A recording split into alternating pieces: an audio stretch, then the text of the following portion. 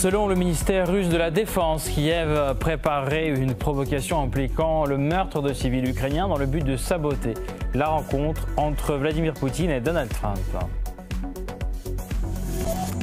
Les parlementaires se réunissent au Burkina Faso pour discuter des conditions nécessaires à la mise en place d'un futur parlement confédéral de l'Alliance des États du Sahel.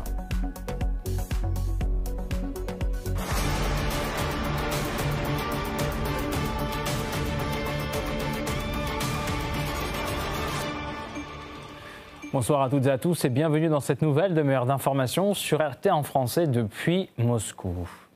Le ministère russe de la Défense annonce une provocation de Kiev visant à perturber le processus de négociation en cours. On en a discuté dans ce studio avec Igor Kourachenko. Écoutez. Les journalistes ont été envoyés dans la zone pas très loin de la ligne de front et plus précisément il s'agit de la ville Tchougouïev. Si vous regardez la carte, c'est pas très loin de la ville de Kharkov. Et donc, comme on dit, dans quelques jours, il y aura une provocation avec beaucoup de victimes. Une provocation qui va certainement avoir lieu dans une ville peuplée de beaucoup de monde. À cette fin, le 11 août, le service de sécurité d'Ukraine a transporté en voiture un groupe de journalistes de médias étrangers vers la ville de Tchougouïev, dans la région de Kharkov, sous le prétexte de préparer une série de reportages sur les habitants de la ville près de la ligne de front. Juste avant le sommet de vendredi, les forces armées ukrainiennes ont planifié une frappe provocatrice à l'aide de drones et de missiles sur un quartier résidentiel densément peuplé ou sur un hôpital afin de faire un grand nombre de victimes parmi la population civile, laquelle devrait être immédiatement documentée par les journalistes occidentaux amenés sur place. Ce qui est intéressant, c'est que ce n'est pas du tout la première fois que cela se produit. Souvenons-nous par exemple les négociations de paix au tout début du conflit en fait. En 2022, souvenez-vous, il y avait des négociations de paix, d'abord à Minsk, ensuite à Istanbul. Et puis, vous avez certainement entendu que Boris Johnson était venu à Kiev pour dissuader Kiev de signer les accords de paix avec la Russie. Et d'ailleurs, il faut bien le dire, les conditions étaient beaucoup plus favorables en 2022 pour l'Ukraine. Mais on ne peut pas l'expliquer comme ça à sa population que l'on refuse d'un coup les négociations avec la Russie. Eh bien, ils ont procédé à la provocation de Boutcha. Vous avez certainement vu ces images absolument terrifiantes, des corps sur les rues. Je pense qu'il s'agit vraiment d'un exemple classique de ce que c'est que fake news, en fait. Parce que vous savez bien que les forces russes se sont retirées de la ville le 30. Et puis, le 31, il y avait le maire de cette ville qui était très content, qui a déclaré devant la caméra que les forces russes sont parties de la ville. Aucun mot sur les corps. Et sous prétexte de cette attaque, Kiev s'est retiré des négociations en disant que voilà, la méchante Russie, on ne peut pas vraiment parler voilà, aux dirigeants comme ça. Souvenez-vous de cette histoire. Et puis, on a vu les attaques contre les civils comme cela tout au long de l'opération militaire spéciale. Souvenez-vous par exemple de la frappe sur le marché dans la ville de Konstantinovka, par exemple. Une frappe aussi sur l'hôpital d'enfants. Ensuite, il y a eu des preuves qu'il s'agissait vraiment de la faute ukrainienne que russe. Donc, c'est vraiment le narratif de Kiev qui se répète d'un jour à l'autre, qui se répète de temps en temps. Et on le voit bien. Et ce que l'on constate ces derniers jours, c'est une intensification des frappes contre les civils, sur les territoires sous contrôle russe. En l'espace d'une semaine, du 4 au 10 août, 127 civils ont été victimes des tirs de Kiev. 105 personnes ont été blessées, dont 6 enfants. 22 personnes ont été tuées. Au total, les forces armées ukrainiennes ont tiré au moins 3089 munitions sur des cibles civiles, soit plus de 440 tirs par jour. Et notamment les provocations très dangereuses, les provocations sur la centrale nucléaire de Zaporozhye. Je vous propose d'écouter donc le commentaire très intéressant à ce sujet qui va clarifier vraiment beaucoup de choses. Mais cette proximité extrêmement dangereuse du périmètre de la centrale, d'environ 700 mètres ou un peu plus, démontre une fois de plus la folie dont font preuve nos adversaires. Nous avons entendu des tirs d'artillerie dans la zone industrielle, à proximité immédiate des lieux où travaille le personnel et où se trouvent les centres de communication. Malheureusement, ces derniers temps, les bombardements intensifs sont devenus constants. Je ne peux pas dire si c'est tous les 2 ou 3 jours, mais c'est très fréquent. Il y a 2 semaines seulement, des civils ont été tués lors du bombardement de samedi, lorsqu'un drone a attaqué une voiture transportant des retraités. Le véhicule des pompiers qui se rendaient sur les lieux a alors aussi été endommagé. Hier, dans un quartier de la ville, il y a également eu un incendie et les drones ennemis ont empêché les pompiers de se rendre sur place. Regardons les faits. Eh bien, Kiev n'est pas pour l'instant, il faut bien souligner, pour l'instant, n'est pas invité à la table des négociations, donc il n'y aura pas de sommet trilatéral. À en croire les déclarations du conseiller du président russe, d'ailleurs, Vladimir Poutine l'a déclaré aussi, que pour l'instant, les conditions ne sont pas réunies pour tenir ce sommet trilatéral. Et on voit bien que cette rencontre n'est surtout pas en faveur de Kiev. Pourquoi? Donc, il y a plusieurs raisons. D'abord, la raison politique. Parce qu'on comprend bien que ce sommet sera une excellente occasion pour Vladimir Poutine de livrer sa position et sa vision du conflit en général à Donald Trump sur ses racines, sur son déroulement, sur les possibles solutions, etc. Deuxième aspect, c'est l'aspect militaire. L'Ukraine actuellement comprend que pour l'instant, la situation est vraiment très difficile sur le front.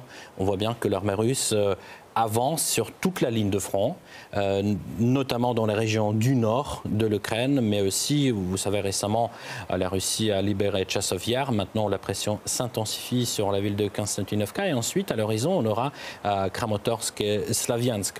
Et puis, on voit certainement ces images de la mobilisation forcée dans les villes ukrainiennes. Donc, on voit surtout que la situation n'est surtout pas en faveur de Kiev sur la ligne de front. Et comment sortir de cette situation? Eh bien, justement, faire des provocations comme cela, en tuant des civils et en disant ensuite que c'est bien la méchante Russie. Donc, en fait, on l'a déjà vécu plusieurs fois lors de l'opération militaire spéciale. C'est pour cela que, cette déclaration est à la fois une surprise et non une surprise parce que on s'attend quand même à une certaine volonté de paix de la part de l'Ukraine, mais de l'autre, donc c'est pas surprenant que Kiev recourt à ces méthodes. À l'approche donc de ce sommet, la Maison-Blanche révèle quelques détails. La rencontre Poutine-Trump aura lieu à Anchorage. Comme l'a indiqué la porte-parole de la Maison-Blanche, Trump est honoré d'accueillir Poutine sur le sol américain. Le chef du bureau ovale pourrait à son tour se rendre en Russie à l'avenir. Donald Trump souhaite discuter donc des relations russo-américaines avec Vladimir Poutine, mais préfère consacrer la rencontre en Alaska principalement à l'Ukraine.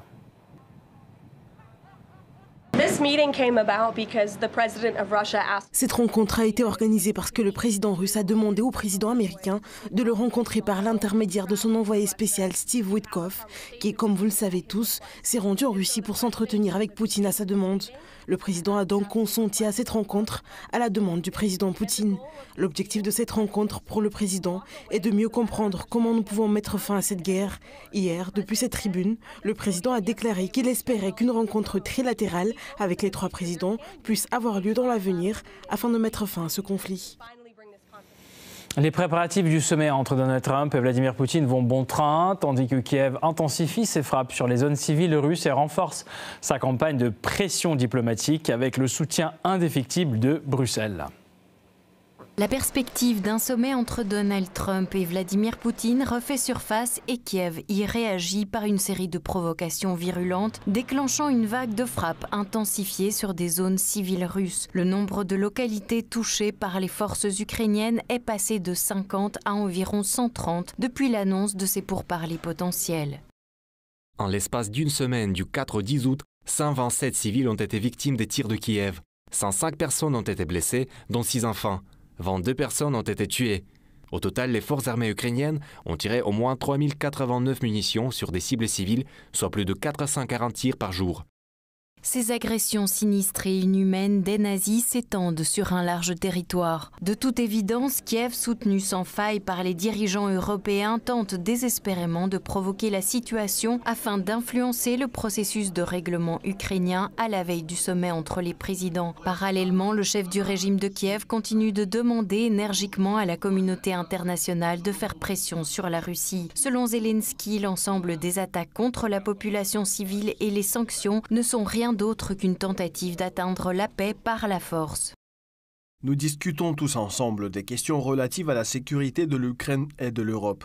Toute solution doit contribuer aux perspectives globales de sécurité. La Russie doit rendre des comptes pour le refus de mettre fin au meurtre. Tant qu'il continue la guerre et l'occupation, nous devons poursuivre tous ensemble la pression, celle de la force, celle des sanctions, celle de la diplomatie. Merci à tous ceux qui nous aident. La paix par la force. Traditionnellement, chaque fois que le dictateur de Kiev fait des déclarations fracassantes, Bruxelles lui apporte son soutien. La rhétorique de l'Union européenne reprend les mêmes thèses russophobes bien connues. Bien que ni l'UE ni Zelensky aient été conviés au sommet, la bureaucratie bruxelloise réclame à grands cris que l'on fasse pression sur Moscou. La rencontre entre les dirigeants russes et américains en Alaska a relégué au second plan toutes les autres questions et tous les autres problèmes des Européens. Trouvant sur la touche, Bruxelles mène des consultations incessantes, espérant tout de même influencer Trump avant le sommet. D'une seule voix, l'UE a rédigé une déclaration commune après avoir été mise à l'écart, qui n'a pas été rejointe par Budapest. L'Union européenne, en coordination avec les États-Unis et d'autres partenaires partageant les mêmes principes, continuera à assurer un soutien politique, financier, économique, humanitaire, militaire et diplomatique à l'Ukraine, qui exerce son droit inhérent à la légitime défense. L'UE continuera également à maintenir et à imposer des mesures restrictives à l'encontre de la Fédération de Russie. Bruxelles ne dispose que peu de moyens de pression avant le sommet. Les sanctions n'ont pas eu l'effet désiré. L'armement du régime nazi ne change rien à la situation désastreuse sur le front et les discours russophobes n'ont pas empêché Washington d'entamer un dialogue avec Moscou. Il est néanmoins évident que l'UE continue de rêver d'infliger une défaite stratégique à la Russie. La porte-parole du ministère russe des Affaires étrangères, Maria Zakharova, a dévoilé la véritable motivation de cette obsession. Pour justifier l'agression et canaliser l'attitude négative envers la Russie qui s'accumule dans la société, une campagne de diffamation multiforme a été lancée, alimentée par des provocations constantes, des intox et des mensonges flagrants. Dans le contexte d'une crise socio-économique profonde, les élites européennes d'aujourd'hui ont impérativement besoin d'un ennemi auquel elles peuvent imputer tous leurs malheurs et leurs échecs. La confrontation est nécessaire pour l'Union européenne, non seulement pour détourner l'attention de ses problèmes internes, mais aussi parce que la militarisation rapporte beaucoup d'argent, surtout après le refus des États-Unis d'aider l'Ukraine. Selon le Financial Times, les usines militaires de l'UE se développent actuellement 3 fois plus vite qu'en temps de paix. La construction de nouvelles infrastructures industrielles recouvre déjà plus de 7 millions de mètres carrés. Mais dans le contexte des négociations attendues entre Trump et Poutine, en Alaska, les actions de la société allemande Rheinmetall ont chuté de 8% au cours de la semaine dernière et sa capitalisation a diminué de 1,2 milliard d'euros. Une situation similaire s'est produite chez d'autres fabricants d'armes européens. Les investisseurs retirent massivement leurs fonds des actions des entreprises européennes du secteur de la défense. Ainsi, ce que l'on appelle la paix par la force ne semble être rien d'autre qu'une tentative de simplement protéger les investissements. L'Alliance des États du Sahel poursuit son développement à différents niveaux. Du 11 au 15 août, les représentants des parlements des 3 pays fondateurs se réunissent à Ouagadougou pour mettre en place les institutions de la Confédération. Une réunion de parlementaires présidée par le chef de l'Assemblée législative de transition du Burkina Faso, Daouda Diallo, se tient dans la capitale burkinabé avec les chefs des délégations du Mali et du Niger. Lors de cette rencontre, les articles nécessaires ont été discutés pour la mise en œuvre du projet qui s'inscrit dans les articulations du traité de l'AES signé en juillet 2024 par les chefs des 3 États. Cette réunion répond aux aspirations des chefs et des peuples des pays membres de l'AES et permettra de définir efficacement l'ordre de représentation, le mandat et l'organisation des sessions, ainsi que le règlement intérieur du futur Parlement confédéral. Les textes examinés couvrent divers domaines de coopération entre les pays de l'Alliance, notamment la sécurité, la justice et le développement durable. Un autre axe d'intégration de l'Alliance des 3 États africains est celui de l'état-major conjoint des forces armées de l'AES. Ainsi, une réunion des membres de l'état-major s'est tenue au Niger, au cours de laquelle les officiers ont discuté des prochaines étapes de l'unification des armées. La décision de créer un tel bloc conjoint a été prise en mars dernier par les chefs d'État et la première opération conjointe a été menée en avril. Selon les déclarations locales, l'unification des forces armées des 3 pays du Sahel devrait améliorer la situation sécuritaire et devenir un pilier de stabilité dans l'Alliance. Et c'est la fin de cette édition. N'hésitez pas à nous retrouver sur les réseaux sociaux, tout l'univers numérique de RT en français. Merci de nous avoir suivis. Prochain point sur l'actualité dans 30 minutes.